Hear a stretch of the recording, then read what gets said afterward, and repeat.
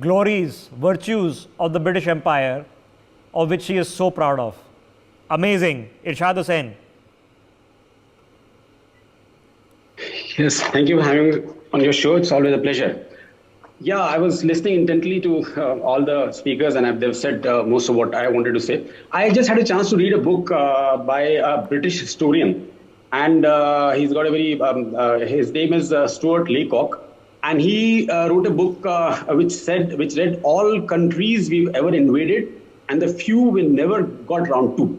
So it's very interesting. He says that out of, a survey of 200 countries, 177 countries British have invaded. So 90% of the countries at that time British people were there. So for 300 long years, they looted the whole world. They collected things. They collected direct, indirect treasure. And I'm just using a layman's language because I know your esteemed channel listens to people who are economics, historians, and even the laymen. So it's like somebody who looted the whole area.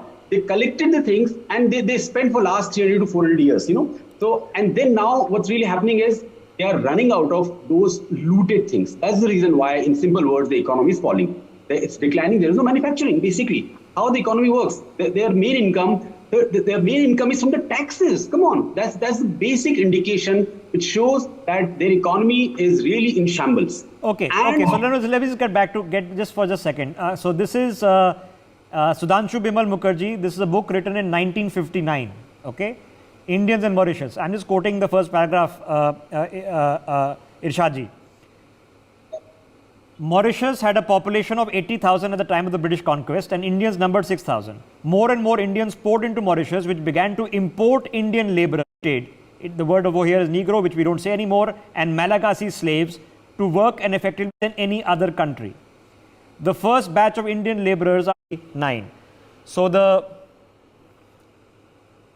Suella Braverman's respected mother was the descendant of indentured slaves brought there by the British East India Company.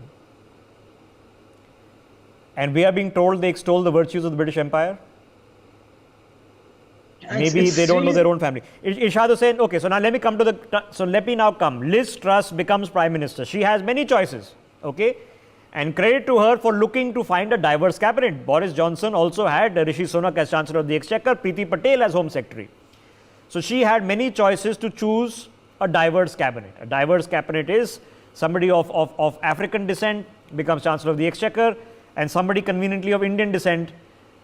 Is Suella Braverman a representative of diversity, or is she more white supremacist than anybody else? Irshad. I think it's a very simple question you've given me. She is definitely trying to prove to be a white supremacist with a brown skin. It's really appalling, and sometimes I pity her also, because it's like trying to prove yourself which you are not. So it's like it goes in a direction which you feel that it's inferior. Apology for this word I'm using. She's under inferiority complex, I would say. Yeah, it's called an inferiority complex. Kuldeep Singh Shekhawat, sir, how many years have you lived in the UK, sir?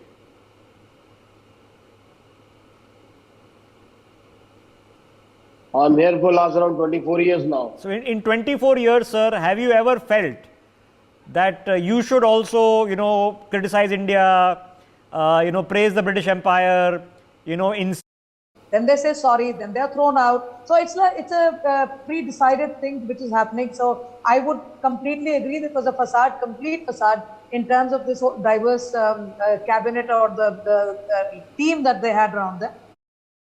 The notice of the Indian government, action is being taken, the discussions are going on, and there's no real problem of overstaying at all with Indian immigrants. So that statement by Suella Braverman was really intended to clear the pitch for the FTA. Will the new Prime Minister restore the fast-track FTA? I think Britain needs the FTA at this moment much more than India. India is very clear on the points that and we're very clear on mobility of skilled people and so on. Is a very important point for us. Okay. For UK, there's a very important point about even things like duties and taxes on imports of whiskey and other things like that, which will help the economy. It is being discussed. I do hope it will come on track because it will be a very major. Yeah, guys, just think about it. Every time Indian investment in the British economy is very large. Every time you guys have a bottle of whiskey in this country, you're helping the British economy. Okay, maybe the British forgotten that. Maybe you should get some Indian whiskey. There are really good ones out there.